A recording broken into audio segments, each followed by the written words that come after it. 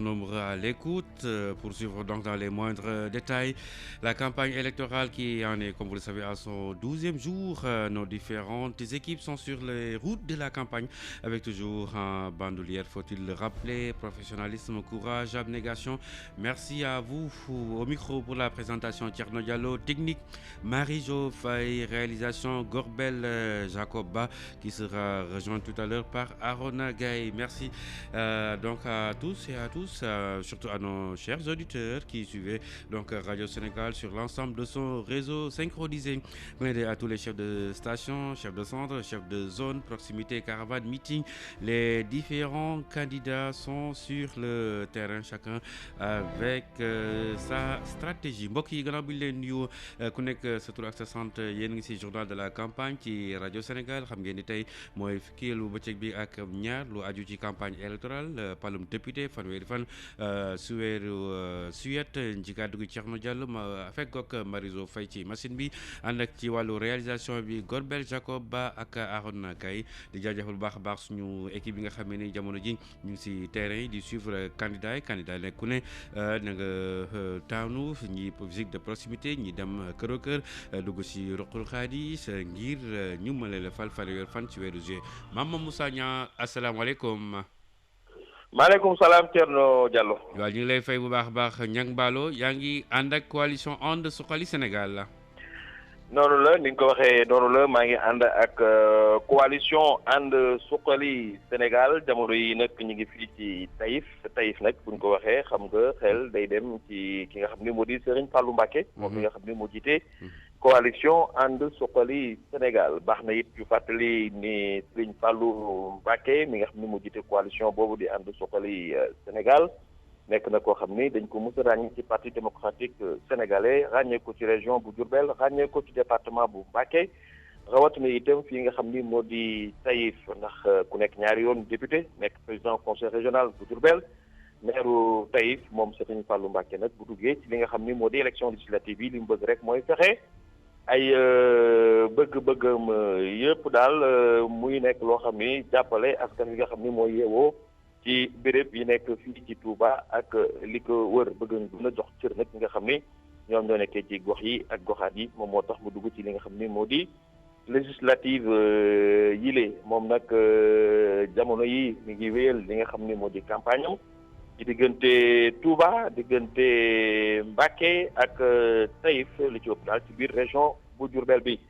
naka noonu démb Thierno ñu ngi woon ci fi nga xam ni moo di Daaru Khoudoss foofu nag fi ñu defee ndaje bu mag bi ndax foofu mooy makaanub li nga xam ni moo di coalition bi ginnaaw daje bi itam dem nañu ci fi nga xam ni moo di Daaru Minam foofu soxna Daba bu Serigne Muntala moom moo dalal nag délégation bi nga xam ni moo di délégation coalition bi.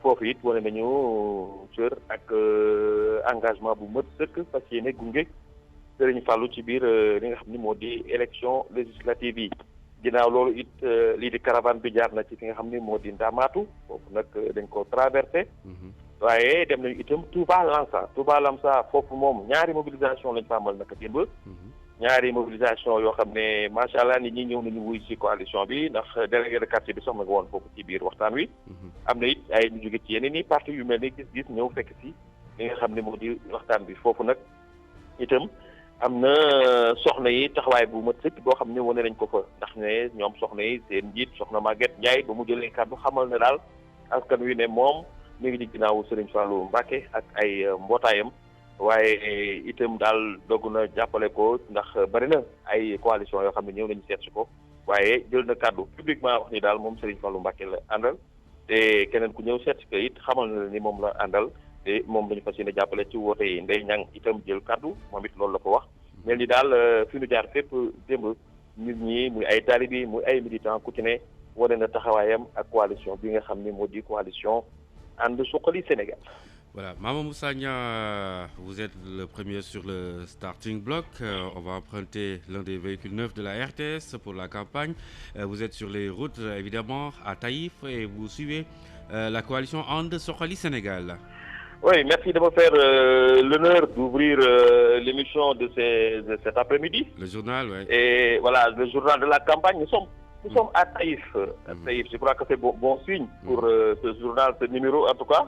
Nous prions pour que tout se passe normalement, surtout dans la réalisation. Il est bon de rappeler que nous sommes avec Serigne Fallou Mbacké. Serigne Fallou Mbacké, figure de proue du PDS dans la région de Diourbel, particulièrement dans le département de Mbacké. Serigne Fallou Mbacké qui a décidé pour ces législatives de voler de ses propres ailes. En tout cas, c'est ce qu'il a dit. Et ce sera sous la bannière de la coalition And Suxali Sénégal. C'est pour dire simplement que Serigne Fallou Mbacké est sûr de sa représentativité et de sa légitimité pour avoir été d'ailleurs 2 fois député, président du conseil régional de Diourbel, maire de Taïf. Et il expliquait surtout qu'il a été amené de voir il voulait surtout que ses ambitions ne soient pas bafouées. En tout cas, par certaines autorités politiques, parce que vous savez, il était du PDS, et en temps, il a quitté le PDS pour partir seul. Et il disait donc, je le cite, il m'a été amené de voir que mes ambitions et les ambitions de ceux qui m'accompagnent sont toujours bafouées. Et j'ai constaté qu'il y a peu de considération, peu de respect du PDS pour Touba, alors que cette ville, c'est autant de frustration et la non prise en compte de mes préoccupations pour l'orientation et le fonctionnement du parti. Et cela donc m'a donné envie de créer ma liste. C'est ce qu'il disait, je le cite. C'est ce qui donc l'a poussé aujourd'hui à créer cette liste. Et il n'entend pas faire figure pâle, puisque cette liste d'ailleurs compte sur l'aura, la légitimité de son leader pour donner le maximum de points donc à Serigne Fallou Mbacké. Hier, on était à Darou Khoudoss. Darou Khoudoss, c'est pour dire simplement que c'est le siège de la coalition. Il y a eu un grand rassemblement devant le siège pour la mobilisation. C'était pour diriger la caravane vers Darou Minam. Darou Minam, c'était la première étape hier après-midi avec un accueil de Sokhna Dababou Serigne Moutala qui a accueilli la délégation de la coalition. Ensuite, on a traversé Ndamatou pour aller à Touba Lansar. Touba Lansar, il y a eu 2 mobilisations. Le délégué de quartier était là, il a pris part à cette manifestation. Des membres de différents partis également sont venus prendre part à cette manifestation, notamment ceux du parti Gis et sur place aussi les femmes se sont manifestées, notamment Sokhna Mbaye Ndiaye, Sokhna Maguette Ndiaye qui dirige les femmes.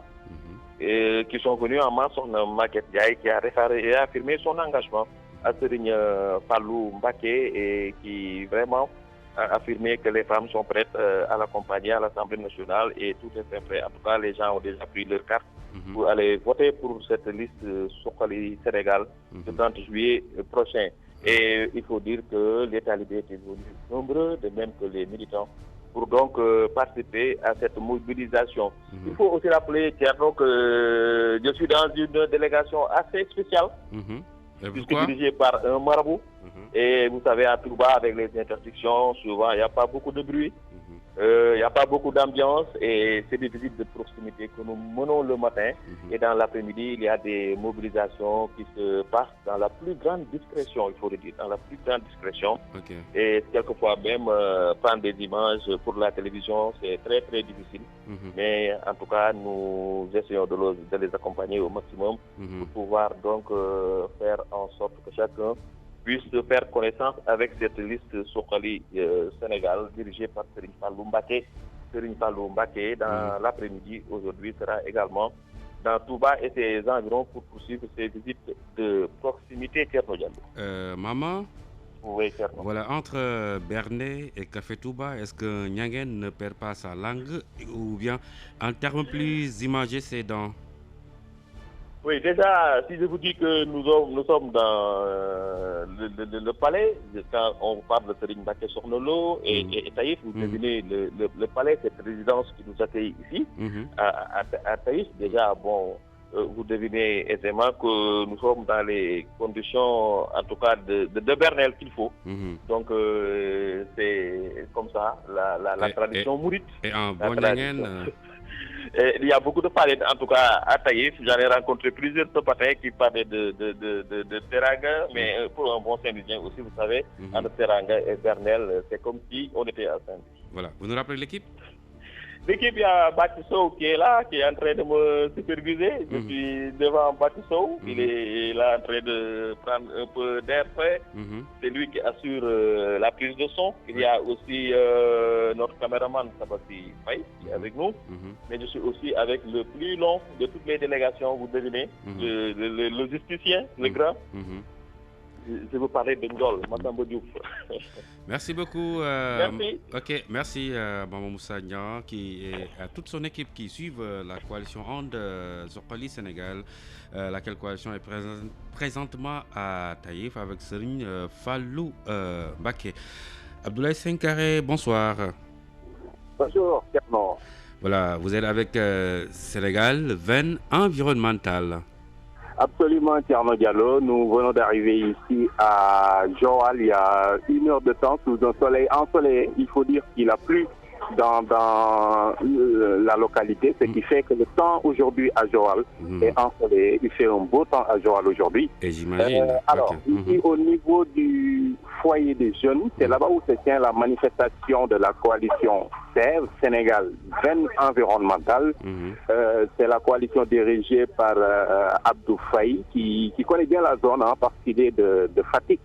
Hier, on était avec lui à Poponguine et Ndayan. Aujourd'hui, on est monté jusqu'à Joal, où se tient présentement, même à l'heure où je vous parle, la manifestation est en train de se tenir.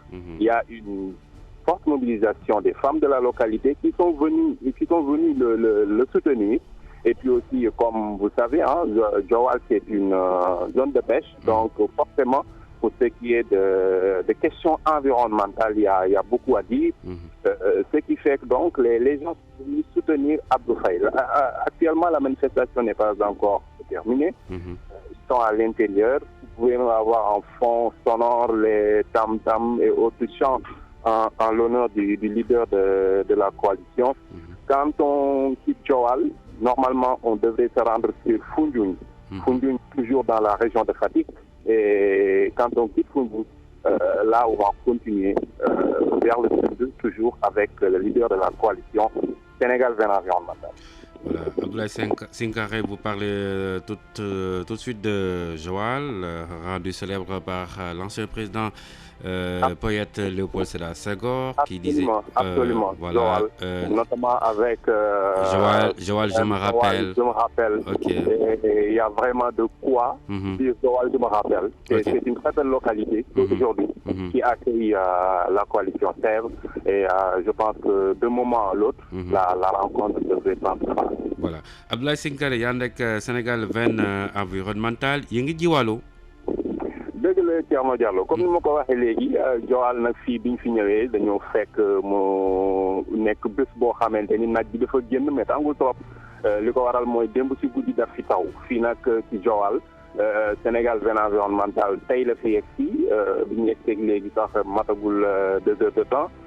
démb ñu ngi woon booru Ndayane Popenguine tey ñu yegg si ba Joal di localité boo xamante ni leader coalition bi xam na ko bu baax parce que moom il est de Fatick mu nekk Abdou Faye il est de Fatick mu nu koy rappeler chaque fois donc fii nii ci Joal tam comme ngeen ko xamee dafa nekk benn localité de pêche donc ci côté environnement am na lu bëri loo xamante ni war nañ ko fi mën a waxtaanee gis nañ nag ni nit ñi jigéen ñi surtout génn nañ soutenir Abdou Faye bu coalition SEV si may wax ak yéen ñi sax manifestation bi jeexagul ñu ngi fii ci foyer des jeunes bi nekk ci biir ak Abdou Faye xam naa du yàgg dara war nañ mën a jeexal rencontre bi ñun bu ñu paree fii dañuy continuer ak ñoom vers Foundiougne nga xam naa bu ñu fa fanaanee suba incha allah war nañ mën continuer vers le sud du Sénégal.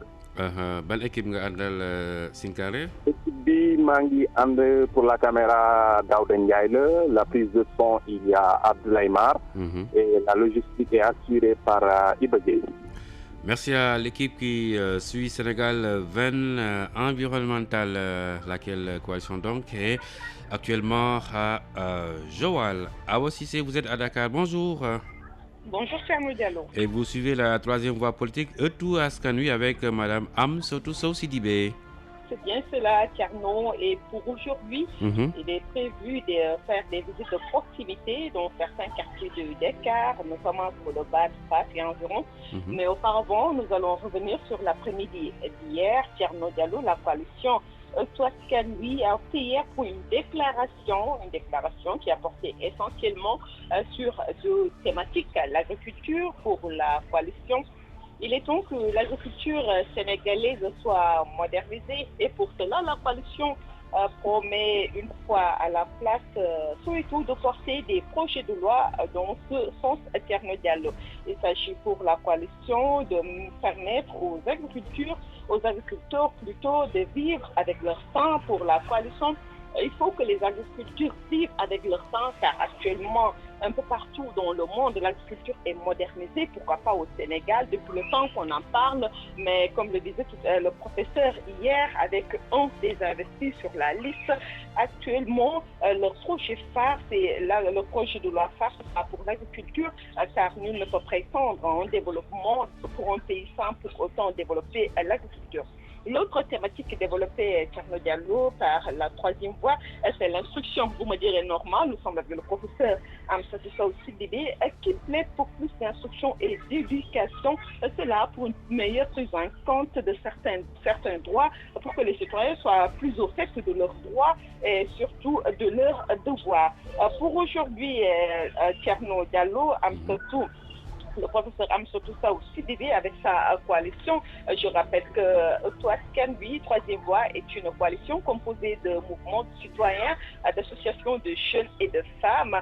Et à la tête de cette coalition, le professeur Amsatou Sow Sidibé, qui veut aujourd'hui aller à la rencontre des populations, à la pêche aux voix, pour ces législatives, parler avec les femmes, parler avec les jeunes, pour les inviter à voter pour la troisième voie politique tout Askan Wi. C'est tout ce qu'on peut retenir sur site Tierno Diallo avec la troisième voie qui prévoit tout à l'heure, on va y aller tout à l'heure, de faire des visites de proximité. Soxna Awa Cissé ñu ngi lay nuyu bu baax a baax. ñu fay la bu baax. Jamono ji sori lool yaa ngi Ndakaaru ànd ak professeur Amsatou Sow Sidibé. Tout à fait fii ci point yooyu lañ nekk muy seen sujet. ni ñu ko waxee sànq ci nasaraan ñi nga xam ne ñoom ñoo bokk ci troisième voie politique Toscane wi jamono ji li ñu bëgg a am daal mooy doxu saafonte doxu jàmm waxtaan ak askan wi yee leen ngir nag ñu dem fële ci assemblée nationale daanaka ñu woteel ndax ñoom ñu mën a dem nag teewal leen fa waaye ñu dellu si tuuti ci démb Tierno Diallo ndax démb ci ngoon ñii di waa troisième voie askan wi ñoom nag déclaration la ñu jël ndax moom lañ opté woon démb déclaration boobu ñu mën cee jaar ci ñaari ponk waxtaan benn bi mu jëm ci mbay mi ndax daal ñoom nee nañ jamono ji normalatul mbayum Sénégal fi mu toll nii ñu nekk ba tey yore li nga xam ne mooy ay illee rek yu ni mel wax nañ koo mën a weesu te boobu ba léegi ñu ngi wax wàllu modernisation ñoom nag loolu lee nee na daal lu leen ñor la te bis bu ñu yeggee fële ca pencum ndaw réew ma dinañ porter bi les projets de loi yóbbu ko fa ndax nag ñu gën a dëgëral ñi nga xam ne ñoom ñooy béykat yi ndax ni ko démb kenn ci nga xam ne dañ ko investir doon wax ci wàllu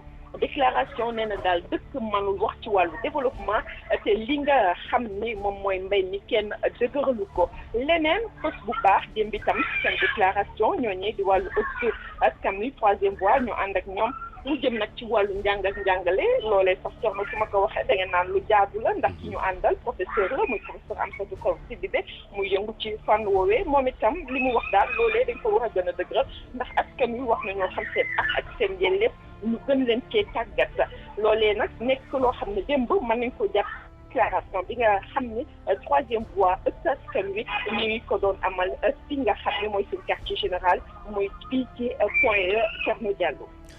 Awa Cissé nga fàttali ñu équipe bi nga àndal. waaw ma ànd ak xajra bi di Yves Dionou Ndiaga Sarr moo nekk ci wàllu technique bi logistique ñu ànd ci ak Saint-Docteur Ba. Merci beaucoup Awa Cissé et toute son équipe, l'équipe qui suit donc le professeur Amsatou Sow Sidibé. C'est la troisième voie politique tout Askan Wi. Amadou Aram, bonjour. Bonjour Tierno. Voilà, vous êtes avec le Rassemblement pour l'éthique et les valeurs émergentes Rêve. Voilà, c'est ça. Et présentement, vous êtes à Dakar? Présentement, nous sommes ici à Dakar. Nous ne sommes pas encore sortis de Dakar. Et donc aujourd'hui, on va faire d'abord les Parcelles Assainies, où le leader du rêve va rencontrer ses militants. Et de là-bas, ils vont organiser une caravane pour allier Tivaouane Peulh. Il y aura un grand rassemblement entre 17h et 18h. Mais donc, je m'avais parlé un peu de ce qui s'est passé hier. Oui, Thierno, bien sûr, c'est cela, l'étape d'hier. Oui, l'étape d'hier. Donc, je disais que nous sommes toujours à Dakar. Donc, hier, le rêve était l'invité de Serigne Saliou Thioune, fils de Serigne Béthio Thioune, dans la banlieue, au niveau de Guédiawaye.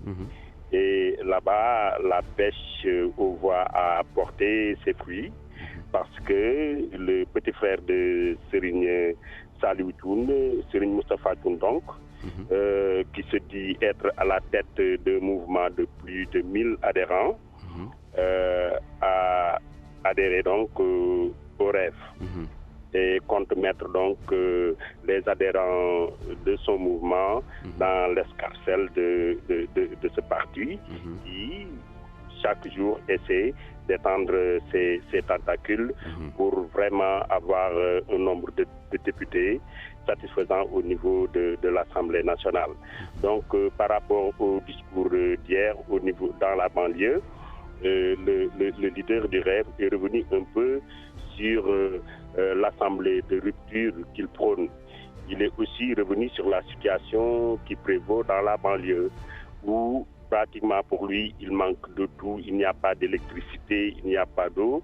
Donc, il dit que quand il sera à l'Assemblée nationale avec ses députés, il fera de sorte que ces problèmes soient un mauvais souvenir, en tout cas pour les habitants de la banlieue.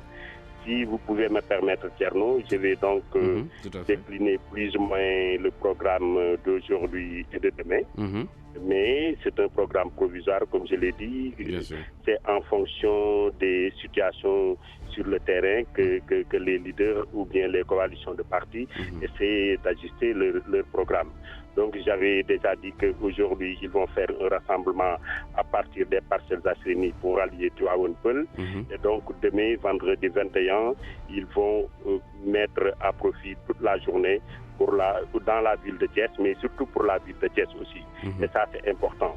Parce qu'au niveau de Thiès, pour eux, c'est une étape très importante.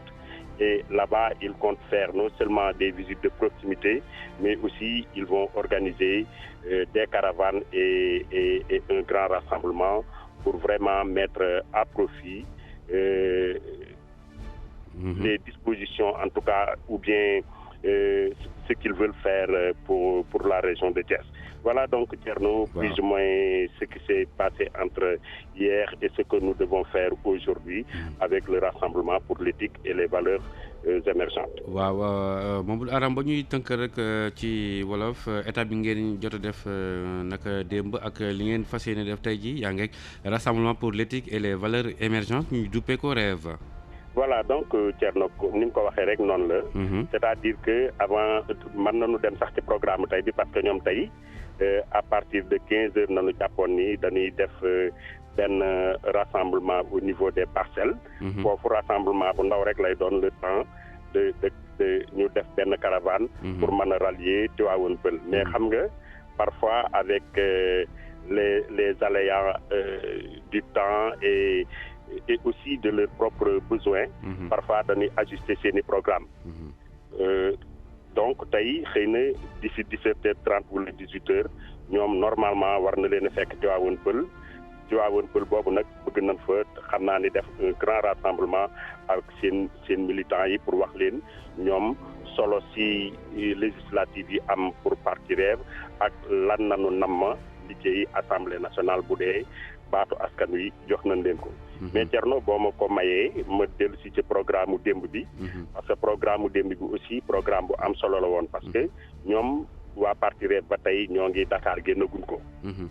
donc démb ñoom ñoo ngi woon fële ci banlieue bi Guédiawaye foofu nag Serigne Saliou Thioune di doom ci Serigne Cheikh Béthio Thioune moo leen invité woon foofu dafa tamit rassemblement boo xam ne bii wax dëgg yàlla ay mbokkam ak ay am di jàmmam wuyu si woon nañ ko amoon na aussi ay xumbaay te li ci ëpp solo sax ci daje boobu mooy Serigne Saliou Thioune rakkam bu tudd Serigne Moustapha Thioune dafa jóge Touba ak ay xaritam ak mbooloom ñëw ni moom day ñëw jàppale si magam ndax dafa am mouvement boo xam ne bii nee na daal ci li mu wax nee na mouvement boobu wër na Sénégal te ëpp na nu junni ci ay doomu aadama te mouvement boobu yëpp daf ko bëgg indi jàppale ko magam di Serigne Saliou Thioune mi nga xam ni moom mooy 7e ci liste nationale bu REEF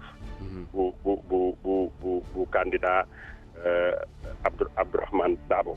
Donc loolu mu am muy lu am solo loo xam ne lii aussi démb ci baatu askan wi ni dagan ñoom loolu tamit am nañ ko ci muy seen bénéfice te loolu dafa am solo mais ci discours yi Thierno buñ ci delsee muy ñëfa jël kàddu yëpp mais surtout Abdourahmane Dabo moom li mu bëgg mooy assemblée nationale bi ni mu dundoo am ay soppite yu wóor mu ñu tudde ko assemblée de rupture nga xam ni daal liñ fi doon nemmeeku ñoom ci seen i wax ñoom seen waxi politique nee na daal doyu leen te loolu war nañ ko soppi wax na tamit ci situation bi nga xam ni moo am ci banlieue bi ndax nee na moom meeting na fa gisu fa lamp kon bu ñuy wax ni émergence am na foofu moom dana ko jaaxal ndax gisu fa lamp ndox mi waa banlieue bi ñoo ngi koy jooy te yooyu aussi fas na yéene moom bu ñëwee assemblée nationale ak député yi nga xam ni askan wi jox nañ ko partim fas yéene nanoo xeex ba loolu jóg ci banlieue bi donc yooyu muy discours yi ëpp solo yi nga xam ni wax nañ ko fa mais boo ma mayee tamit mën naa dellusiwaat ci programme bi nga xam ni très rapidement xëy na ñoom nañu bëgg a def ñoom suba ci àjjuma ji incha allah waaw donc ci àjjuma ji ñoom nee nañu dañuy dem Thiès nag pratiquement journée àjjuma bi yëpp ñoom foofu nañ ko bëgg a def mais comme ni ma la ko waxee woon démb rek Thierno xam nga parti politique yi seeni programme toujours day am ay changement yu bëree bëri ndax man noo wax ni dañuy dem Thiès am seen benn militant bu rassemblé Dagana ñu ni kon foofu moo ëpp njariñ ci ñoom ñu dem foofu bàyyi Thiès donc yooyu yëpp aussi dañ ko ci sóoraale mais li ñu wax rek ñun nañuy wax auditeurs yi ñoom daal jàpp nañ ni suba journée Thiès bépp bëgg nañu journée suba bi yëpp àjjuma incha allah Thiès nañ ko bëgg a defee pour mën a rencontrer seen militant ya fa nekk taatagal leen et puis ànd ak ñoom aussi won leen ni am na fu ñu leen teg def ay caravane def ay visite de proximité bu nu paree nag def ab rassemblement bu mag boo xam ne bii militants yëpp dinañ fa tase ñuy wax ñoom lan na nam ci assemblée nationale bi nu bëgg Thierno. ok Amadou Aram balaa ñuy tàggoo nga wax ñu gars yi nga àndal. waaw maa ngi ànd ak Mamadou Fall ci logistique bi Mamadou Ndiaye ci prise de son bi Massaer Thiaw ci caméra bi ak Amadou Aram yore kàddu gi. Voilà, Amadou Aram, maa ngi lay bay nga déglu li xew léegi. Nous allons momentanément quitter les routes de la campagne pour un repli stratégique. Retour à la Cour suprême pour retrouver notre reporter Demba Diaw. Demba, bonsoir. Bonsoir, Thierno Diallo. Voilà, il y a du nouveau sur la nouvelle demande de liberté provisoire des avocats de Khalifa Sall, c'est cela? Tout à fait, Thierno Diallo. La Cour suprême a rejeté la demande de liberté provisoire introduite par les avocats de Khalifa Sall. Vous savez, la première réaction de la défense, la Cour suprême a raté une belle occasion pour dire le droit dans ce dossier, a dit l'avocat maître Ciré Clédor Ly, qui a annoncé tout à l'heure une conférence de presse des avocats, c'est un pool d'avocats, des avocats du maire de Dakar poursuivis dans cette affaire de la caisse d'avance de la mairie de Dakar estimée à 1,830 milliard de francs CFA. Selon l'avocat, maître Ciré Clédor Ly, la Cour suprême a justement raté une belle occasion, je l'ai dit tout à l'heure, et la réaction des avocats de l'État du Sénégal avec l'ancien bâtonnier maître Moussa Félix Sow, qui estime que le droit a été dit. Donc les avocats de Khalifa Sall ont tout bonnement, selon l'avocat Moussa Félix Sow, refusé de dire ou bien de parler de l'article L140 du Code de procédure pénale qui stipule que quelqu'un qui est poursuivi pour un détournement de deniers publics doit forcément consigner ou bien cautionner la somme ou bien le montant pour lequel il est poursuivi avant de demander une liberté provisoire. Selon l'avocat, la défense a sciemment refusé de parler de cela devant la barre de la Cour suprême, ici à Thierno Diallo. Et donc, il faut dire, ce dossier va retourner devant le doyen des juges et qui va en tout cas hériter à nouveau cette procédure qui va continuer là-bas à Thierno Diallo. Demba, oui. Quelle a été la réaction des jeunes qui s'étaient massivement donc entassés ce matin devant la Cour suprême? Justement, Thierno, vous savez, à l'annonce de ce délibéré, vous savez, il y avait une forte mobilisation, ou bien en tout cas, de force de l'ordre. La Cour suprême a été quadrillée. Quadrillée, oui, bien sûr. Oui, okay. était complètement quadrillée. Donc, du coup, personne ne pouvait, en tout cas, faire des manifestations hostiles, en tout cas, tout ce qui se passait à l'intérieur de cette salle. Parce que la salle, d'ailleurs, il n'y avait pas assez de monde, il faut dire. Et donc, c'est pourquoi eux, ils étaient repliés du côté de Soumbédioune, pour ceux qui connaissent Dakar ou bien la Cour suprême. Donc c'est au niveau du rond-point, il y avait des policiers armés comme on a dit le dire Thierno Diallo. Demba Dia yaa ngi foofu ci Cour suprême, xam nga si suba avocat yi nga xam ñooy layool maire Khalifa Sall dañoo introduire lu yees maanaam lu jëm ci wàllu bàyyi ndëkkandiku, waaye mel na ni la ñu bëggoon amuñu ko. waaw amuñu ko ndax Cour suprême moom dafa rejeté maanaam dafa dakkal seeni laaj maanaam bàyyi ndëggandiku kii di Khalifa Sall di maire bu Dakar. ñoom li nga xamante ni cour bi ci suba si yëpp mu ngi doon statuer ci mbir moomu. wante ñoom fu mu toll nii joxe nañ seen ndogal nee nañu Khalifa Sall mënul am liberté provisoire ndax ñoom dañoo sukkandiku ci arrêt bu chambre d'accusation bi ñoom ñoo bañoon xam nga d'abord avocat Khalifa Sall dañuy dem ci doyen des juges d'instruction bi kon moom moo yore dossier bi dañuy dem foofu laaj liberté provisoire amuñu ko, ñu dem chambre d'accusation amuñu ko, moo tax ñu dem cour suprême. foofu tamit cour suprême nee na chambre d'accusation lu ñu wax dëgg la, kon moo tax kon rejeté nañu demande de introduite nga xamante ni demande avocat Khalifa Sall ñoom ñoo ko introduire. avocat yi nag seen réaction bu njëkk ci mbir mi moo di nee nañu fii cour suprême dafa raté occasion ngir wax droit ci dossier lu ni mel. maître Ciré Clédor Ly bokk ci avocat ñu layal Khalifa Sall moom moo wax li ni mel.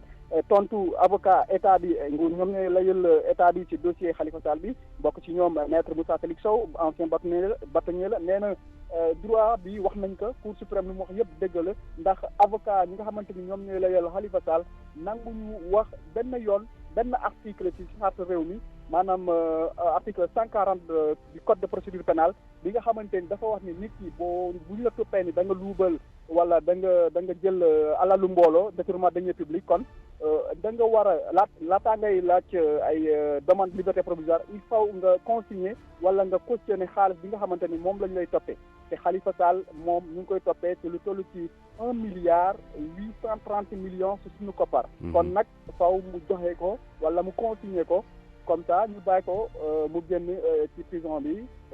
Thierno Diallo loolu la ñu amoon tey ci cour suprême bi Thierno Diallo. waaw Demba laata ñuy tàggoo xam nga ne si suba xale yu bari ñoo fa newoon di manifester donte sax yegguñu fi nga xam ne mooy boori cour suprême xale yooyu bi verdict bi waddee ñoom nu ñu def. waaw xale yooyu saa musuñu duñu mënoon egg nga xamante ni moom mooy jege cour suprême bi ndax am na ay policiers ay takk der yu takku yu nekk foofu ñu am seen arme seen gànnaay donc ñu nekkoon foofu kon ñu cadre yi foofu yëpp ñu def ci une barrière kon ñoom ñi nga xamante ni ñoom la ñu jàpp ni ñoom ñooy àndandoo Khalifa Sall te ñu yoroon seen pancarte ñoom dañu leen puus ba ñu nekk ci côté Soumbédioune xam ngeen ni kuy pour ñu xam Dakar yi fii bu ñu demee booy dem cour suprême bi ba laataa ngay egg ci rond-point bi pour tourner dugg ci cour suprême bi ñooñu sax jegewuñu foofu ndax policiers yu takku ñoo fa nekkoon ak seeni oto kon dañu leen puusoon ba ñu sori cour suprême bi kon kenn mënuloon perturber audience bi amoon tey ci cour suprême bi amaa ñu wax rek dossier bi fu mu toll ni Thierno Diallo dina delluwaat ci doyen des juges moom mooy hérité waat dossier bi ngir procédure bi continuer foofu.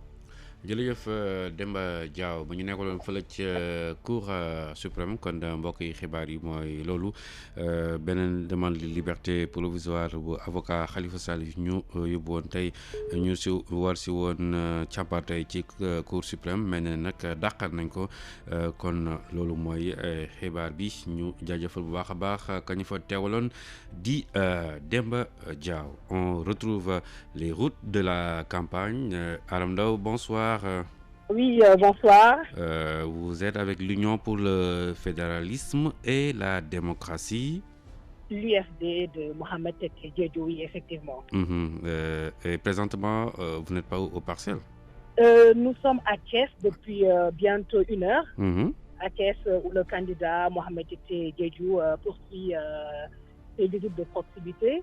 Nous revenons tout juste du marché central de Thiès, où Mohamed Tete Diédhiou a eu à rencontrer des femmes, mais également des hommes qui ont fait part de leurs préoccupations au candidat Mohamed Tete Diédhiou, qui, je le rappelle, fait part partout où il passe du bras financier de son parti, à savoir Humana, qui se chargera, comme il le dit, comme il le répète assez souvent, de financer les femmes, parce que partout où il est également passé, on a noté une forte présence des femmes plus que des hommes, au marché central, mais également avant au quartier Médina Fall, où un groupement de femmes a eu à porter ses doléances, notamment des équipements, des outils de travail.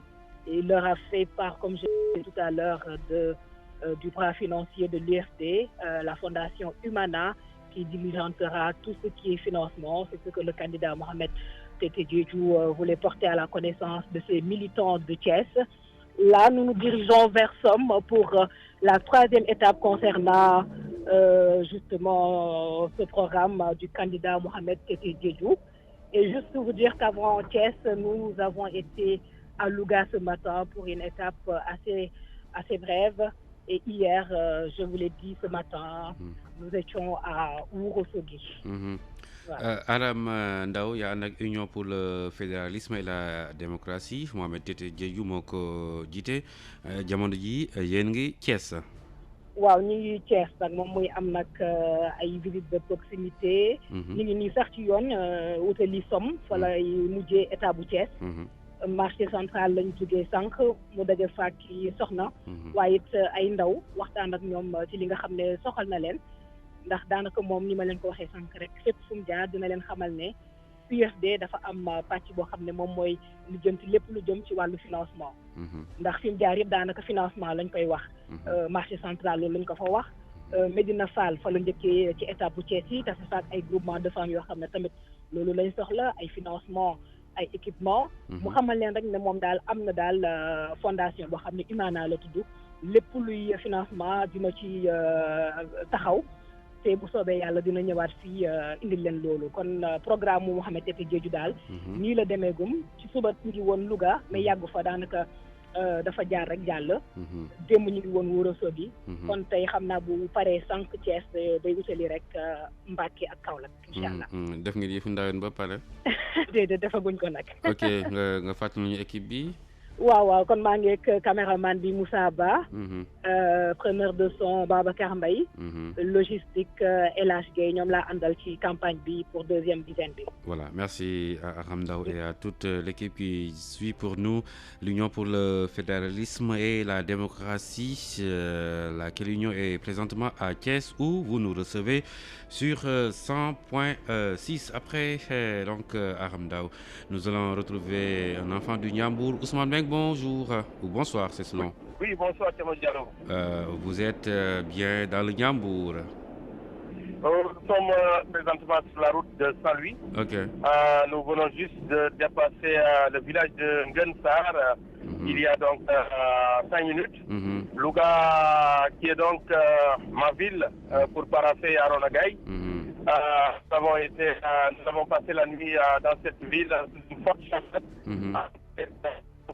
D'électricité. Voilà.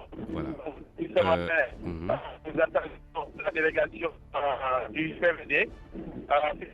Cet après-midi, que nous avons l'étape de ça, Alors Ousmane, on a apparemment on a pratiquement avec quelques problèmes, quelques soucis avec Ousmane Beng qui est sur la route de Saint-Louis présentement. L'équipe vient de dépasser Ngen Sarr mbokk yi ma fàttali ngeen déglu le journal de la campagne sur Radio Sénégal xam ngeen ni ñu ngi si fukkeelu fan ak ñaar ci campagne électorale bi ngir palum député fanweeri fan si weeru siyet ñi nga xam ne ni ñoo samp seeni ndënd ñenn ñi ngi Ndakaaru ñenn ñi nag ñu ngi ci biir réew mi ànd ak ay jàmbaar fàkk tëdd ci nga xam mooy équipe RTS ñi nga xam ne ñoo leen topp ngir ngeen bañ a raté lenn ci li nga xam ne moo jëm si seen programme ci rajo bi ak si télévision bi kon ñu ngi jaajëf lu baax a baax suñu nataay nga xam ne ni ñoo ànd ak candidat yi sànq ñu ngi woon ak Ousmane Mbengue borom Ñambour mu ànd ak parti pour la vérité et le développement ñoom Ñambour la ñu fanaan jëm nag Ndar waaye nag jamono ji ñu ngi weesu foofu nga xam ne mooy Ngen Sarr ci kanam tuuti nag daañu jokkowaat Ousmane Mbengue di xaarandi tamit ñeneen ñoo xam tamit ñu nga ca Ñambour di Marianne Senghor kon Ousmane. Oui, Thierno. yaa dellu si. Voilà, donc je vous disais tantôt que nous avons quitté Louga il y a 10 minutes et nous venons juste de dépasser le village de Ngensar. Que vous connaissez l'étape bien. De Louga, donc, oui. Que vous connaissez bien. Oui, justement. Et l'étape de Louga a été marquée par une déclaration qui a été faite par la tête de liste départementale à son domicile au quartier Santhiab Sud. Ahmadou Lamine Diaw parle justement des difficultés du Sénégal parce que selon lui, le pays n'a cessé de reculer depuis son indépendance et cela invite à prendre des responsabilités. C'est pourquoi le Parti pour la vérité et le développement offre aux Sénégalais une nouvelle politique qui s'inspire justement des valeurs d'hommes de valeur comme Cheikh Ahmadou Bamba. Selon lui, Cheikh Ahmadou Bamba reste donc la référence qui inspire à travers donc ses enseignements. C'est pourquoi le PVD propose en tout cas des députés qui seront capables en tout cas de prendre en charge toutes les préoccupations des populations au niveau de l'Assemblée une fois élus. Donc la délégation va se rendre à Saint-Louis, la ville de Mam Kumbabang, pour également une visite de proximité chez la tête de liste départementale qui lui aussi fera une déclaration. Ce sera tout à l'heure. Cela donc sur l'axe nord, ce sera Saint-Louis qui va boucler la boucle. Une tournée a démarré hier, je rappelle. Hier, la délégation est passée par... Et voilà, ça se comprend bien. Ousmane Mbengue et le Parti pour la vérité et le développement sur les routes de la campagne. Le parti donc qui a quitté Louga, direction Saint-Louis. Ousmane Mbengue daanaka boobu jokkoo bi dafa dagaat dañ koy comprendre parce que ñoom jamono ji ñu ngi si yoon di akay ji Ndar gannaaw bi nga xam ne nag ña nga fanaan Louga waaye nag Ousmane Mbengue war nañu wax moom Louga la fanaan wala Kébémer loolu daan si dëkk ci kanam tuuti nag daañu jokkoo suñu jigéen soxna Marianne. waaw Thierno Diallo. waaw ñu ngi lay nuyu bu baax a baax yaa ngi Louga yow. waaw man maa ngi Louga ba léegi. ànd ak coalition ànd saxal liggéey. waaw coalition ànd saxal liggéey bu Aïda Mbodj. kon fii ci Louga. Aïda Mbodj def na doxantu dem ba ca gaaru Touba ba. waxtaan fa ak chauffeur yeeg ñi nga xamante ne rek ñoom ñooy mécaniciens yi nekk foofu waaye tamit dem ci gaaru Ndakaaru gaar bu mag ba. waxtaan tamit ak ñi nga xamante ne ñoom ñooy soxna yi chauffeur yi mécaniciens yi si li nga xamante ne daal noonu la leen fas yéene jàppale bés bu amee ndam ci li nga xamante ne rek moom mooy élection yi. def na tamit ay visite de proximité ci quartier yu bëri fii ci biir Louga pour gisee ak ñi nga xamante ne rek ñoom ñooy ñi jiite ay listam fii ci dëkk bi te fas yéene ko jàppale bu baax a baax waaye dafa am kàddu goo xamante ne à chaque fois day dellu si discours Aïda Mbodj mooy dafay wax maanaam njëriñ li nga xamante ne moom mooy am ci Sénégal yi nga xamante ne dinañu voter pour coalition am ndax moom mi nga xamante ne moom mooy gaynde Bawol de di jigéen bu woon góor Aïda Mbodj moom wax na que ne ku voter ànd saxal liggéey da nga tànn benn contrat politique bu bees mu nekk daal li nga xamante ne sax loolu la gën a bëgg leeral naka tey si ngoon fii ci Louga ndax mu ngi waajal benn meeting bu mag a mag fii ak sa kanam rek fii ci biir Louga xanaa rek fàttali Thierno que ni naka démb Aïda Mbodj ma nga woon ca Tivaouane tamit gannaaw bi mu jógee Thiès jaar Daaru Muxti foofu nag amoon na fa mobilisation bu takkoo takku foofu ca Daaru Muxti tamit fële ca Kébémer tamit amoon na fa ndaje mu mag moo xamante ne moo ngi ko fa doon gàttandu muy li nga xamante ne daal moom mooy li fa am diggante démb ak tey xanaa fàttali rek desitu programme bi mooy après bu jógee fii ci Louga rek ma ngay dem fële ca Ndar Géej. soxna Mariane nga dikk ci kalamay wolof yéen ngi Njàmbur. waaw ñoo ngi Njàmbur Thierno ci kàllaamay wolof rek laa doon wax léegi xanaa ma ñëw ci nasaraan. mel na ni Gorbel moo ma jaxase.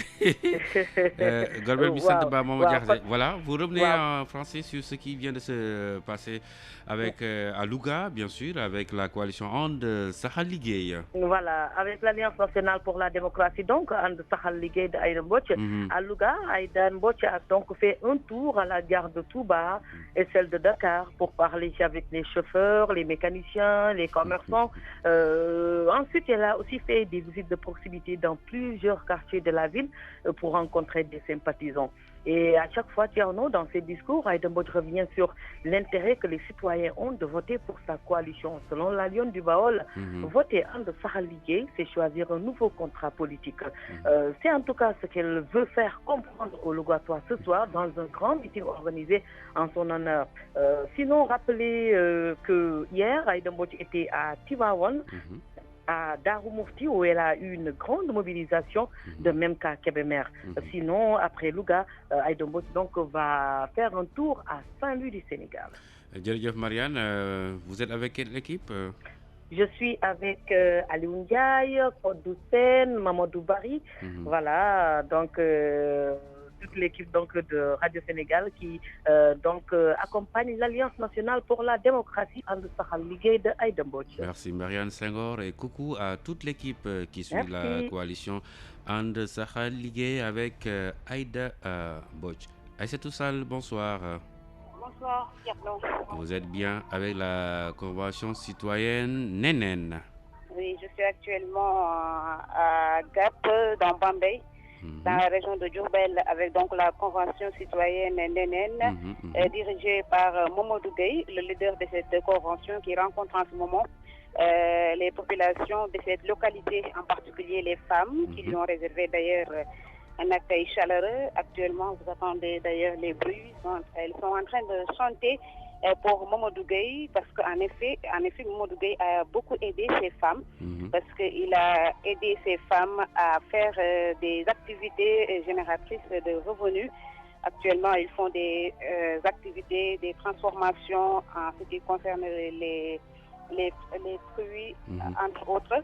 Donc actuellement, en ce moment même, il a aussi fait savoir son programme, comme partout ailleurs où on a passé.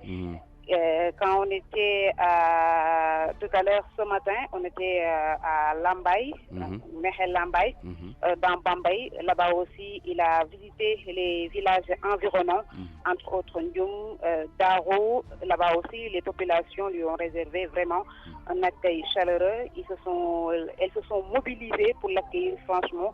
Et elles ont salué l'engagement de ce leader de la convention citoyenne, et elles ont promis de voter pour lui pour qu'il soit élu à l'Assemblée nationale. Voilà, Aïssatou, il y a une convention citoyenne Nénène ak Mamadou Gueye jamono ji yéen ngi Bambey. waaw ñu ngi Bambey ci gox bu ñuy woowee Gap nekk fii ci Bambey. jamono ji sax may wax ak yow moom mi nga xamante ni moo jiite bi les convention mi ngi dajoo ak population bi ñi nga xamante ni ñoo dëkk ci bi les gox rawatina ñii di jigéen ñi. dafa fekk nekk ñii di jigéen ñi moom daf leen dimbali ci ay fànn yu bari. ndaxte daf leen di defaral ay activités yoo xamante ni bi nii ñi ngi koy amal mu leen di jural ay koppar. dem lu ci mel ni ay cuub te tamit ay transformation ci wàllu légumes. ci wàllu fruit, excusez-moi, yooyu yëpp mi ngi koy def di dimbali jigéen yi nga xamante ni ñoo nekk fii moo tax moom mi egsee fii sax daal di nañ koy tertu bu baax a baax tey tamit ñu ne koo xamante ni ku engagé la comme que moom demagul fenn te mi ngi leen di jàppale ñoom jàpp nañ ni bu amee leen dina leen gën a jàppale bu baax a baax laata nag ñu doon ñëw fii ci Gap nekk tey ci suba ñu ngi woon ci fa nga xamante ni mooy Mexe Lambaye foofu nekk ci tamit ci biir Bambey foofu it daal di nay visiter village yi nga xamante ni bi nii ñoo ko wër lu ci mel ni Ndioum ak lii di Daaru foofu tamit lu ni mel ñi nga xamante ne ñooy population bi tamit dalal nañu ko tey tamit remercier ko ndax nee nañu ñu ngi leen di jàppale ñoom it ñu ne fas yéene nañoo voté ndax kii di Mamadou Gueye mu mën a nekk député foofu ca assemblée nationale bu ko defee mu mën a di défendre seen i ay intérêt Thierno. soxna Aïssatou ñu ngi nuyu waa Bambey séeréer waa Ngogom waa Tawafal ak waa Njëlbeen ak Lambaye bi nga tudd léegi équipe ban nga àndal dégg bu baax waaw maa ngi àndal Kader nag di moo nekk ci logistique bi maanaam mooy chauffeur bi ak ki nga xamante ni bi ni mooy Pape Sidi Dia moom mooy caméraman bi ak kii di Masek Gassama moom moo nekk ci wàllu son bi. Voilà, merci Diourbel 100.9 et 96.0. Coucou au doyen Cheikh Fall et à toute l'équipe de RTS Diourbel. Elisabeth Agnès-Sarr, bonsoir. Bonsoir Thierno. Vous êtes avec le FPR, le Front Patriotique Républicain. C'est bien ça. C'est à Thiès, donc le secrétaire général du FPR et par ailleurs tête de liste nationale de cette liste donc pour les législatives du 30 juin. Oui, allez-y. Elisabeth Agnès-Sarr qui va nous revenir tout à l'heure et qui suit le Front Patriotique Républicain. Le front qui est présentement dans la cité du Rail Thiès où vous nous recevez sur les 100.6 mbokk yi ci kanam tuuti daañu jokkowaat ak soxna Elisabeth Agnès-Sarr moom moo topp Front Patriotique Républicain di nuyu bu baax a baax suñu auditeurs yi nga xam ne ñoo nekk foofu ca diwaanu Thiès rawatina ñu nekk ca cité Lamy ñu nekk ca Madina Fall waa quartier Somme fàttewuñu tamit waa quartier R100 ñoo ñëpp kon di topp rajo Sénégal rawatina RTS FM Thiès 100.6 di leen jaajëfal ca boobu jamono ji suñu jigéen Ndeye Astou Tamba ñu ngi koy jaajëfal di jaajëfal ak mboolem ay collaborateurs ak ñi nga xam ne ñoom lay liggéeyal foofu ca RTS Thiès FM Thiès. Elisa. Oui. Voilà, vous nous revenez. Allô. Oui, Elisabeth. Thierno, vous nous entendez? Très bien, 5 sur 5. Voilà, je disais donc journée plutôt timide, parce que depuis le matin, le secrétaire général, par tête de liste du FPR, avait prévu une tournée au niveau de différentes familles religieuses établies ici à Thiès. Mais jusqu'à présent, on attend, il n'a pas encore démarré. Ils sont là, à leur siège, en train de se réunir. Et puis, ils devraient normalement commencer leur programme vers 16h, 17h, nous dit-on. Mais ce qu'ils ont retenu de faire, c'est, je le disais tantôt, donc visiter quelques familles religieuses, mais aussi effectuer des visites de proximité dans plusieurs marchés de Thiès et aussi à la gare routière de Thiès. Thierno Diallo. Elisabeth Agnès, yaa ngi dëkk bu neex Thiès. waaw benn dëkk ñaari gaar. foofu la njiitu. gis nga ñaari gaar yi. ah. gis nga ñaari gaar yi. non gisaguma ko parce que fi ñu féete nii xam naa war na fa sori mais du ñàkk ci biir visite de proximité yi nga xam ne tête de liste FPR bi dina ko def dinañ fa yegg. ndax nee na fii Thiès liñ fi war a def bëri na. moom nag journée bi timidement lay commencé ndax xam nga depuis le matin maa ngi leen doon wax tey moom mu ngi waroon dem nemmeeku ji ay kilifa diine yu bëri. yu nekk fii ci Thiès. amal itam ay visite de proximité mais yenn benn ñaar gox rek la visité gum li ci des yëpp ñoom ñu ngi ci seen siège entre ñoom. di organiser loolu nan la demee ci kanam tuuti xam naa loolu di war a commencer ñu dem seeti ay kilifa diine yu fi ne dem itam yenn marché ak gare centrale bu nekk fii ci Thiès du ñàkk nag xam naa fii ak suba ci suñu journal campagne 10h bi ñu dellu siwaat ci kaddu yi nga xam ne dina ko fa yëkkati ak li nga xam ne rek moom la dénku ñi mu bëgg ñu votel ko ci législative yi ñu jëm. laata ñu tàggoo ban temps moo nekk jamono ji Thiès. jamono ji nag Thiès tàng na bu baax Thierno tàng na jër contrairement Dakar tàng na mais fii moo gën a tàng kam moo gën a tàng waaw ñu lay jaajëfal bu baax a baax di nuyu mboolem auditeurs yi nekk foofu rawatina waa Kër Madaro ñu ngi leen di jaajëfal ci ànd bi ñu ànd ak Radio Sénégal sur les routes de la campagne. Il est présentement 16h57 sur Radio Sénégal, l'ensemble de son réseau synchronisé, 12e jour de campagne. Les différents reporters suivent à la minute près, j'allais dire, les différents candidats qui sillonnent présentement le pays. Certains sont dans la capitale Dakar, mais d'autres sont à l'intérieur du pays. Ousmane Beng dafa dagoon sànq xam naa ci kanam tuuti dina mën a ñëwaat ci kanam tuuti nag dina ñëwaat Modou Diop moo nekk ci technique bi ci kanam tuuti nag daañu jokkawaat ñeneen ñu observer une toute petite pause.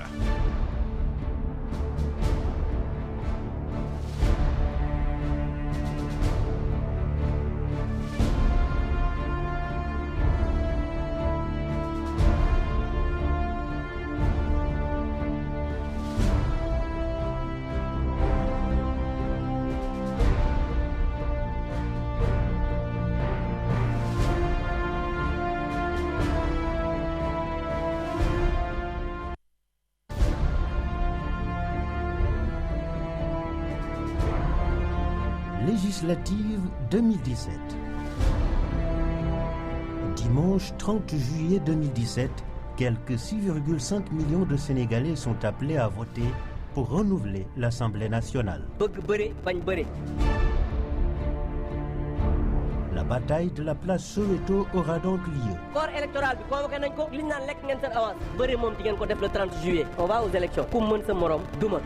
Voilà la technique Modou Diop, réalisation avec Maestria, Gorbel Jacoba, Arona Gay. On va retrouver un jeune qui a grandi. Benoît, n'est-ce pas?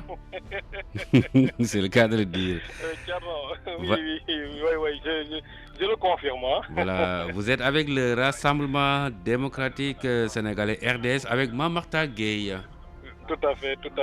Mamaktar Gueye, le secrétaire général du Rassemblement démocratique sénégalais, tête de liste donc de ce parti pour les élections du 30 juillet prochain. Il est prévu encore une fois aujourd'hui, cet après-midi, dans quelques minutes, donc une visite de proximité ici au niveau donc des Parcelles Assainies, plus précisément au niveau du rond-point Casby, pour donc s'enquérir donc des préoccupations de ces militants qui se trouvent dans cette localité. On l'attend d'un moment à l'autre, il sera là parce qu'il nous avait donné rendez-vous 17h, il est 17h moins de à moment, donc dans quelques minutes il sera là pour continuer donc ces visites de proximité, cette option qu'il a choisie, il faut le dire encore une fois, pour donc essayer d'avoir le maximum donc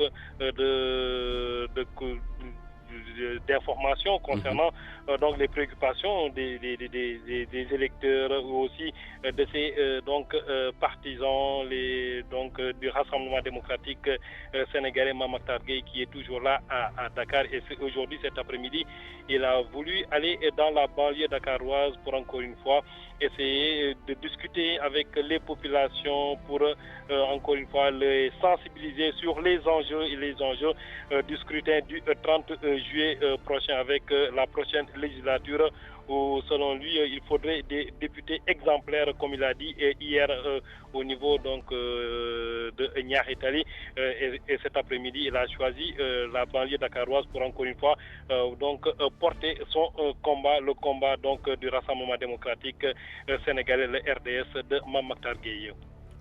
Benoît ci wolof.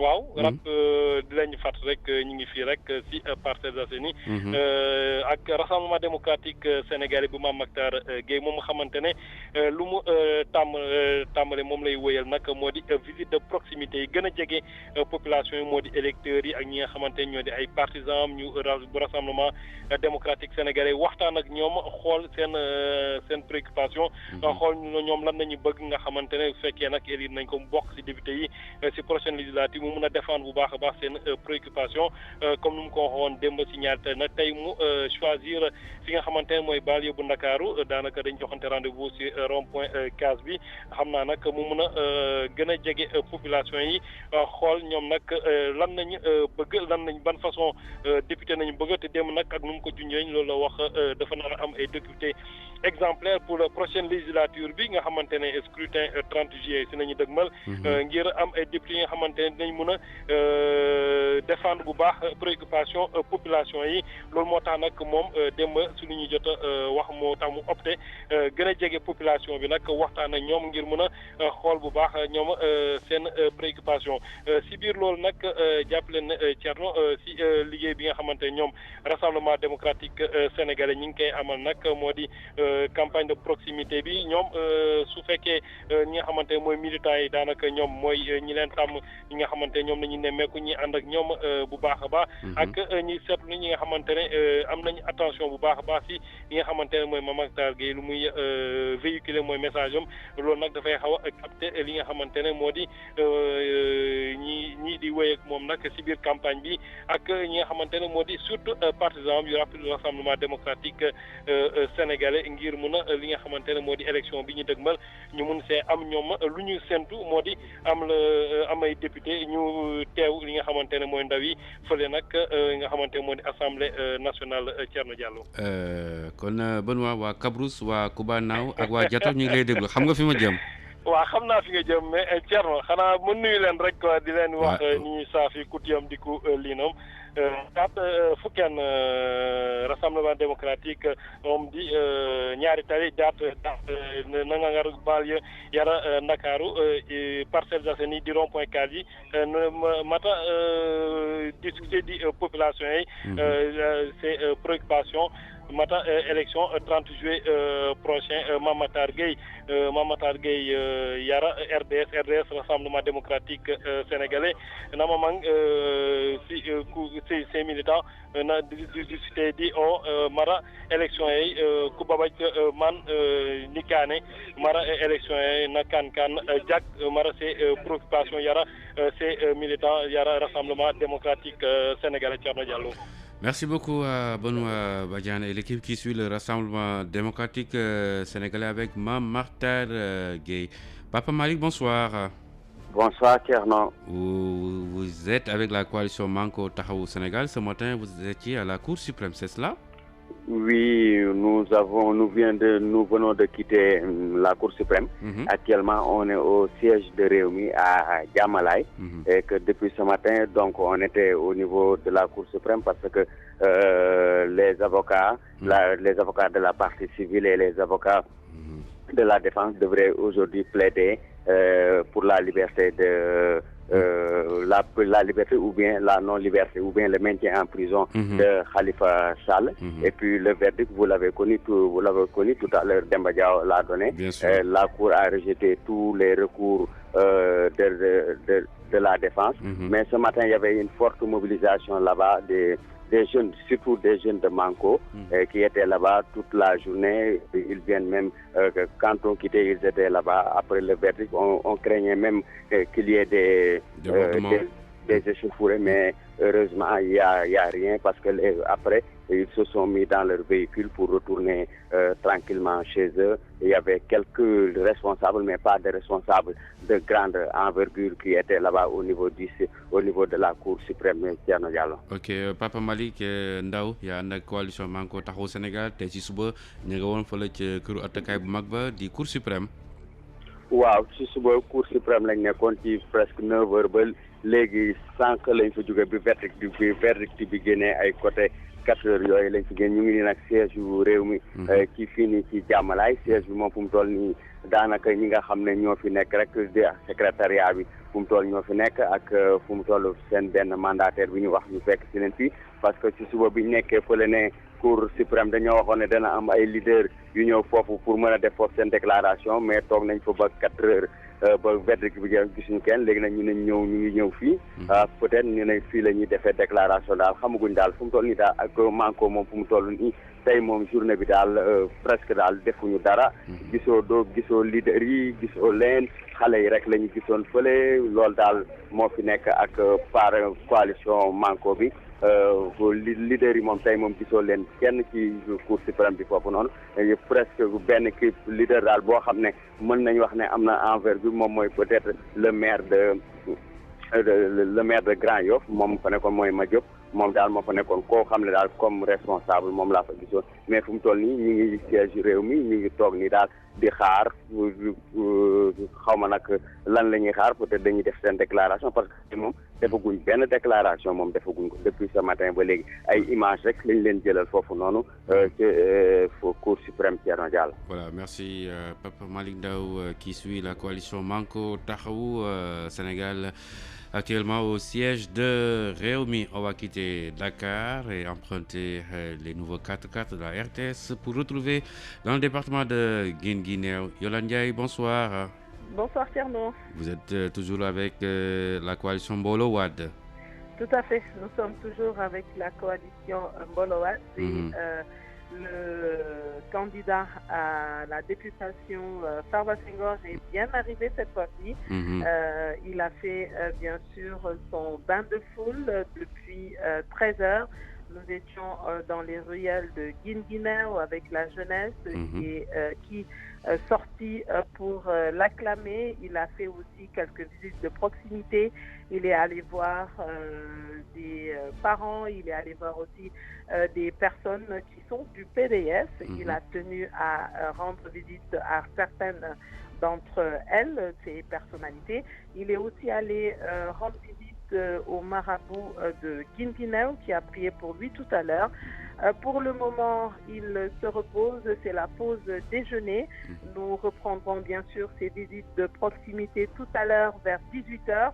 Le temps aussi pour lui de se rafraîchir. Il fait très chaud à Guinguinéo. Le soleil est au zénith aujourd'hui, alors pas de répit pour nous aujourd'hui. Par rapport à hier où bien sûr nous n'avons pas vu de soleil. Aujourd'hui, nous avons bien fuyé et très certainement tout à l'heure, Thierno, nous irons à son village natal où il a prévu d'aller voir aussi ses parents de ce côté. Certainement d'ici 18h, nous saurons où nous serons demain parce que pour le moment, nous sommes encore à Guinguinéo. Et loin de la fraîcheur de la salle de rédaction. Ah oui, vraiment, elle me manque énormément. On l'a senti.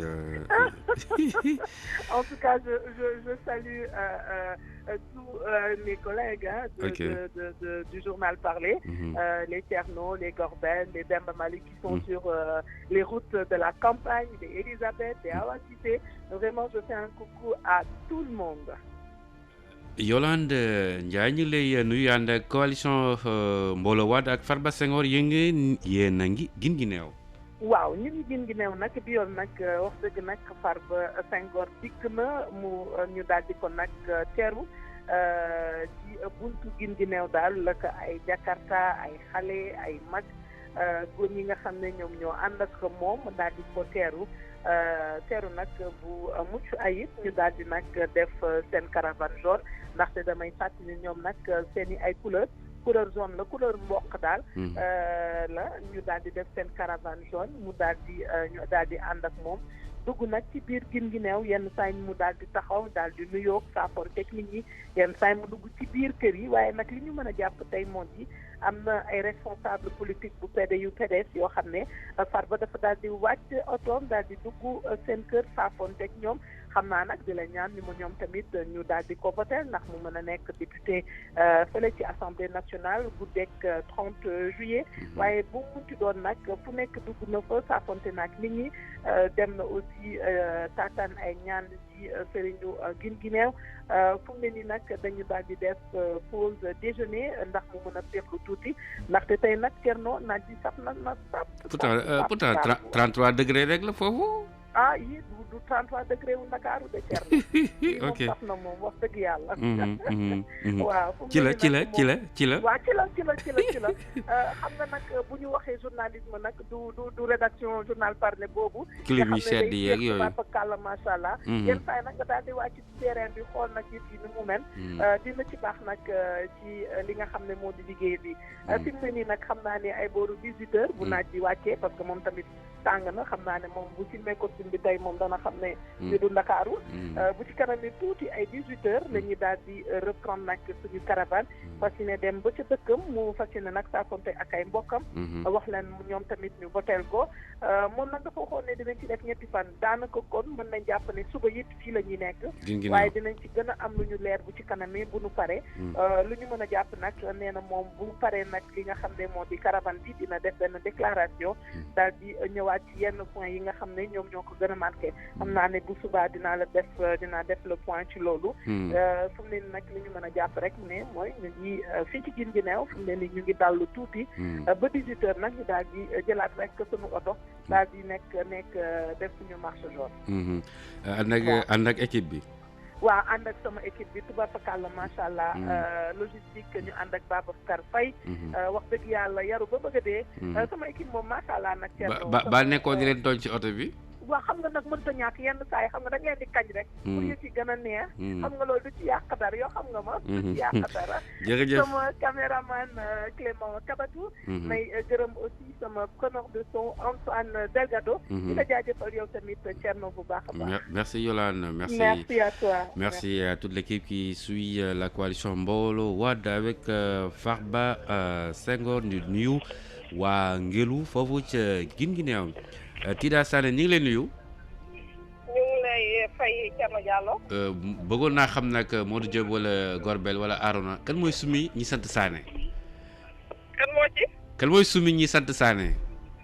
kenn ci ñoom. waaw yaa ànd ak fédération démocratique des écologistes avec Ali Haïdar. waaw xewlu nga ba pare.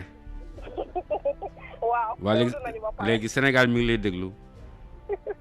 Voilà, comme tu viens de le dire, Thierno, ñoo ànd ak fédération démocratique des écologistes du Sénégal njiit bi di Ali Haïdar di ànd naatal Sénégal ak Ali Haïdar moom nekk tey ci suba nekk ñu ngi fii ci Kolda jóge ci Ziguinchor ñëw fii ci Kolda ay 13h ci suba rek la ñu egsi nekk caravane bi nekk ba mu egsi ci buntu dëkk bi daanaka fukki la askanu Kolda nekk daal nañ koy accueillir jeunes yi rawatina nekk ñi nga xam ne ñooy jeunes yi yëg ci seen i scooter nekk ñoo gunge cortège bi ba ci biir ville bi nekk daal dina caravane bi nekk daal dina sillonner quelques artères de la ville laata rek muy taxaw ci benn garab bu ñu tuppee Moussa Molo Baldé yor turu bi nga xam ne mooy souverain ki nga xam ne souverain boobu nga xam ne ñëpp xam nañ ko ndax njaloore bi nga xam ne def na ko fii ci Fuladu ci suufu garab boobu nekk d'ailleurs foofu la Ali Haïdar ki nga xam ne mooy tête de liste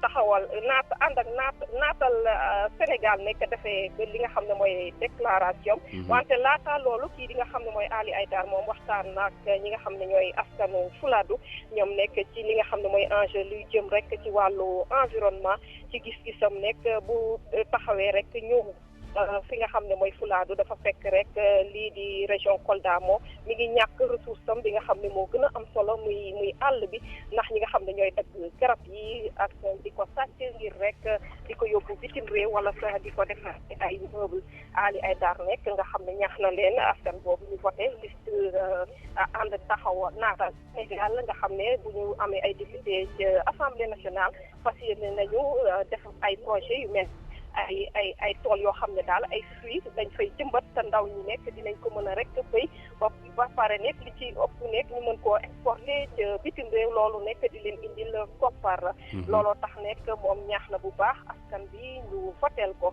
wante ñu wax ne rek Ali Haïdar tey jii deful déclaration ki nga xam ne mooy tête de liste départementale bi turam ci Djibouré Baldé nekk moom moo def déclaration bi ci suufu garab boobu ma lay wax nekk moom nekk ñaax na ñi nga xam ne ñooy dëkkandoom yi di ñuy dëkk Kolda ñëpp ñu voteel liste Ali Haïdar rek ngir ñu mën a aar li des ci ressources naturelles fii ci Fouladou.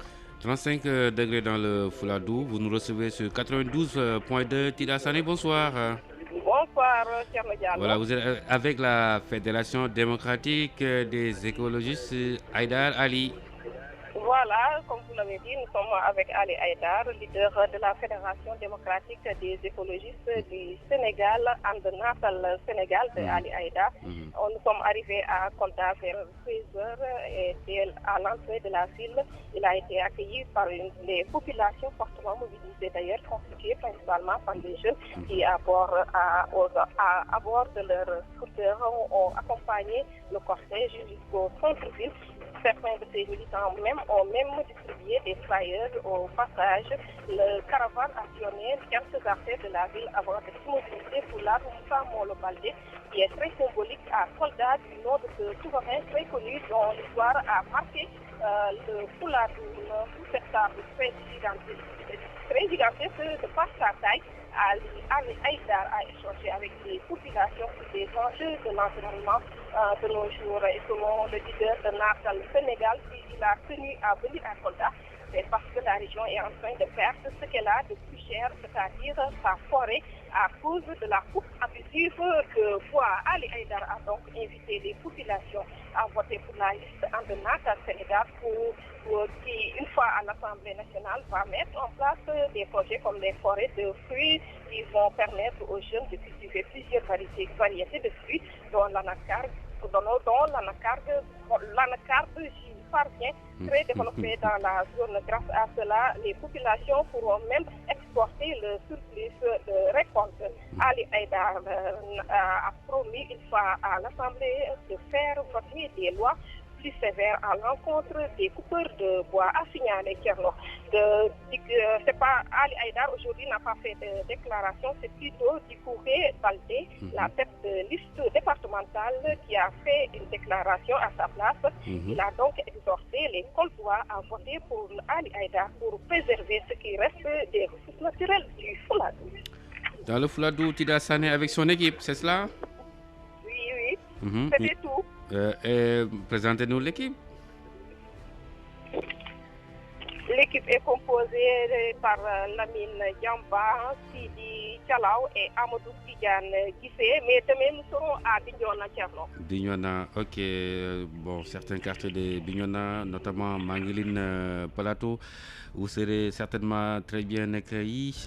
Mangueline Plateau et d'autres quartiers, notamment à Tangori, c'est dans le Bignona. Merci à Tida Sané et à l'équipe qui suit la Fédération démocratique des écologistes avec Ali Haïdar.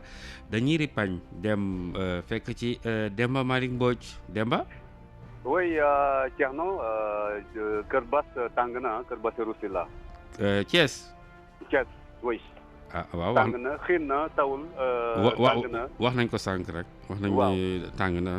ak Elisabeth waaw kon ñu ngi Thiès kon ba léegi nii activité bi ñu wax a def tey ci ngoon gi commencé gul su ma waxee tàng bi xëy na peut-être di ñaan yàlla mu yem foofu rek ndaxte fi gars yi di waaj a dem xam nga fiefu beneen candidat la mu di candidat Idrissa Seck donc Talla Sylla tey foofu la bëgg a ripañi fan Thiès Est Thiès Est. waaw commune de Thiès Est fiefu Idrissa Seck la. waaw ñaan yàlla rek mu egg fa ci jàmm. mais de toute façon Talla Sylla ni ki démb sax mu ngi rappelé que ne moom. ku koy wut doo ko am. Talla Sylla bi woon. ci 1988 ak ñoom seen. Talla Sylla boobu wanni na. ak université. waaw ak université. Talla ñu ci ko xamoon na kay grève ak ñoom seen. moom daal nee na campagne bi. du ci xuloo du ci xeex du ci tontonte te du ci tudd kenn. waaw donc soo ko karee fii mu jaar fële soo ko karee fële mu jaar fële.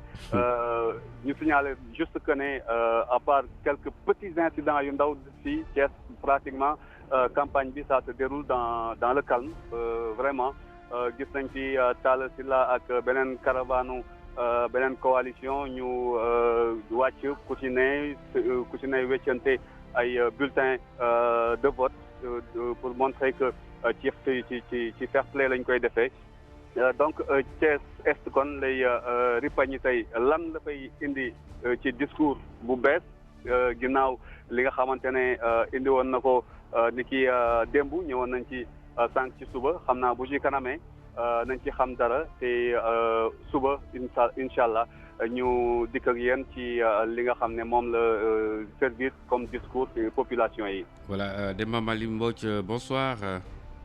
Bonsoir, dans la chaleur de chez Bassirou Sylla, Cheikh Diop et autres. Nous sommes donc à Thiès, la cité du rail, où il n'a pas plu encore cette journée. Il était donc chaud. Pensons bien que ça en reste là, parce que le candidat départemental de la coalition Fal Askan Wi, entendez élire le peuple, s'apprête à aller faire du ripagne dans le fief de notre candidat sur une autre liste concurrente des Thiès Est.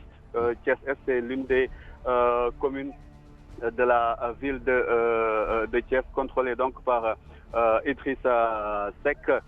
Donc, on est devant le fief, devant Kër Askan Wi, c'est la maison du peuple, comme l'appelle Talla Sylla, chez qui tout renvoie au peuple. Fal Askan Wi, élire le peuple.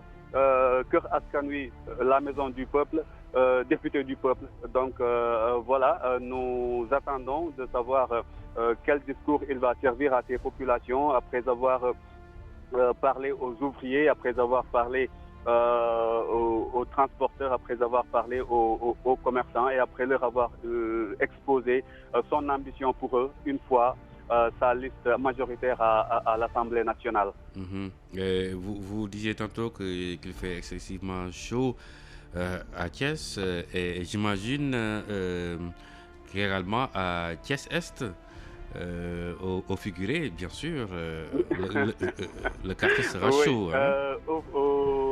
Bon, au figuré, on verra bien, mais espérons que voilà quoi, qu'on n'ait pas besoin de recourir à des casques. En tout cas, je tiens à préserver l'équipe professionnelle qui nous a accompagnés depuis hier. Tout à fait. Adja Aminata Wade, qui est la cadreuse. Ibrahima Malick Niang à la prise de son et Medoune Ba alias El Hadj Diouf au volant. Merci beaucoup Demba Malick qui suit donc avec son équipe la coalition Fal Askan Wi qui est présentement à Thiès. Daouda Badiane, bonjour. Bonjour Tierno. Vous êtes avec le parti de la paix Bamtare Ngir Liggéeyal Sénégal avec l'ancien maire de Ndioum. Bien sûr, Amadou Kane Diallo, donc après Dawadi, dans la commune de Koutanar et quelques localités environnantes où nous avons sillonné. Donc nous nous apprêtons à faire cap sur Koupentoum où certainement, comme prévu, Amadou Kane Diallo va procéder à une déclaration et histoire aussi de rencontrer des militants. Il faut dire qu'il a procédé par des visites de proximité et durant ce contact, les populations ont eu à lui faire la remarque que jusque-là, certaines d'entre elles ne sont pas entrées en possession de leur carte d'électeur. Et donc c'est une inquiétude. Et Amadou Kane Diallo de leur assurer que certainement ce sera chose de fait le jour du vote. Et entre autres aussi préoccupations, c'est les populations qui attendent d'avoir accès à ce développement tant chanté dans ce spectre politique. Et ils vont dire que le plan Sénégal émergent, on en parle. Mais bon, il faut qu'ils en profitent. Et donc c'est pourquoi ils ont eu à solliciter de Kane Diallo une fois de plus de prêter attention une fois à l'Assemblée pour la résolution de leurs attentes. Donc c'est en attendant ce qu'on peut retenir de voir la déclaration, le contenu de la déclaration ici à Koupentoum où nous nous apprêtons à faire cap. Donc Thierno Diallo. kon Daouda Badiane laata ñu ñëw ci wolof ma fàttali suñu mbokk auditeurs yi que Kaltoum Gueye moom mi nga xam ne moo suivre cadre de réflexion pour un développement intégral crédit déggaguñ ko Kaltoum Gueye bu fekkente ni mi ñu dégg mën na réagir en envoyant un SMS au 77 637 23 56 77 637 23 56 yeneen reporters yi aussi bëgg a dugg yu duggagul mën nañ envoyer SMS au 77 637 23 56 laata ñuy dindi jotaay bi Daouda Laye. waaw Thierno Diallo. waaw ñu ngi lay nuyu bu baax a baax. di la fay Thierno Diallo ni ma ko waxee woon tànk ca nasaraan gannaaw gi suba ji jokko bi ñu ngi yoon ca dëkk bu ñu duppee Dawaat yi fële ca commune bu Koussanar foofee nag ki nga xamante ne moom mooy leader parti l'AP Bamtare ak silencieux ngir rek liggéey Sénégal moom nag dafa amal doxu nemmeeku bu mu fa jógee dem ci ay yenn gox-gox ci biir dëkk boobee yu ko jegeñe tamit daal di waxtaan ak askan wi ci li ko tax a jóg mais buñ fa àggee am na ci ñoo xam ne ci askan wi liñ ko joytu moom mooy ñenn ci ñoom naam bëgg nañu bésu vote bi ñu accomplir seen acte citoyen mais dafa fekk ne ñenn ci ñoom ba léegi jotaguñu seen carte moom nag nee na xëy na am na yaakaar ak gëm na ni liggéey bu nguur gi di liggéeyee mun na am lépp daal di sotti yëpp yomb ngi rek bis ba kenn ku nekk nga daal di jot ci sa carte mun a voté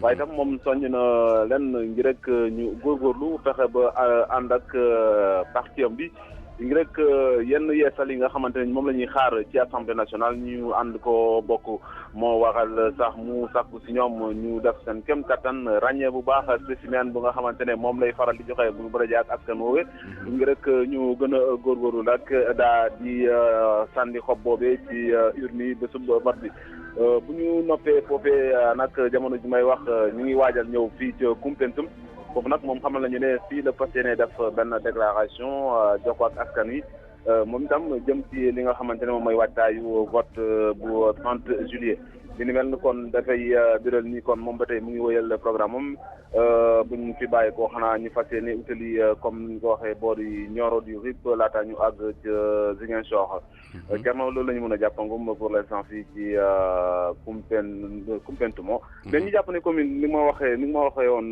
laajee woon plutôt ci suba gi temps bi jot naa changé parce que fu mu ne nii waxoon naa la ci suba gi dafa niis mais fii nii ci boor ay Koumpentoum yooyu mun nañu jàpp ne kon tàngoor gu tar moo fi nekk kon xanaa sama gars yi di ko muñ rek fi ci mel ni ñoom Amadou Nicolas Thiam ci prise de son bi ñoom Bara Ndiaye ak tamit Jérémy Robert Faye sànq mu ma naan yow joolaa bi bul daal di jaxale sama sant mais kon loolu nag di firndeel ni nous sommes ensemble dans de bonnes conditions et après encore à nous défoncer pour jox leen xibaar yi nga xamante ne ñeel wàllu campagne bi. waaw jërëjëf Daouda Laye bala ñu tàggoo allo. Massoumé. ok. wala jadi ni kutem di kunom namen nom ñaan ne nok bu jomore wal ko kenen baba di yesu ken ko nen mi Daoudi di communauté Koussanar mais nanu la ko bomi burom di pop ci suko san man ni sa nok ni di yesu yoyu Amadou Kane Diallo na jok jaw asanken di communicant kana yaakar mi man tem ku voté of na ka fati le 30 juillet nenen ko sanken ni ka ken ko ngar ko dim di ko ne pop be jaat banku mama be ka voté mais ku ba jorut carte san ko on ka jone nak carte biométrique CEDEAO nani bob na fi mate gouvernement di bloquer ba ñu ñaat yo man fan kan man anosan u badj carte li man ten mo no voté dina aboni pop manani wi kan tout man di voté parti mo man té changement ya di mang ni ji wala ji badjo nonu pour le mi bobo ñaan ñenol ko be capable be jol Koumpentoum top ko be ko manakan déclaration asanken di les militants wa jom be mati voté yoy ñak donc clairement en résumé c'est ce que nous pouvons vous dire. Et je signale que vous êtes le dernier reporter de cet après-midi. Daouda Laye, merci et à toute l'équipe qui suit le parti de la paix Bamtare Synergie ngir liggéey Sénégal avec l'ancien maire de Ndioum Amadou Kane Diallo kon mbokk yi mel na ni fi la ñuy yëkkati jotaay bi ci kàddu gi Thierno Diallo ma fekkoon nag Modou Diop ci wàllu machine bi ñu ngi koy jaajëf lu baax a baax réalisation Gorbel Jacob Ba le jeune Gorbel di ko jaajëfal moom it Arona Gueye xel dem ci suñu jigéen Mariama Mané mi ngi fële ci réunion supervision ak soxna Dior Ndiaye Cissé di ziar bu baax a baax Serigne Moustapha Diop Café Touba bu ñëwul waaye nag du la jox carton rouge kon nag mbokk yi fi ñuy yëkkati jotaay bi di leen fàttali ci kanam tuuti di nga am la campagne des auditeurs xam ngeen ni société civile maanaam ñi nga xam ne ñoo bootuwul ci nguur gi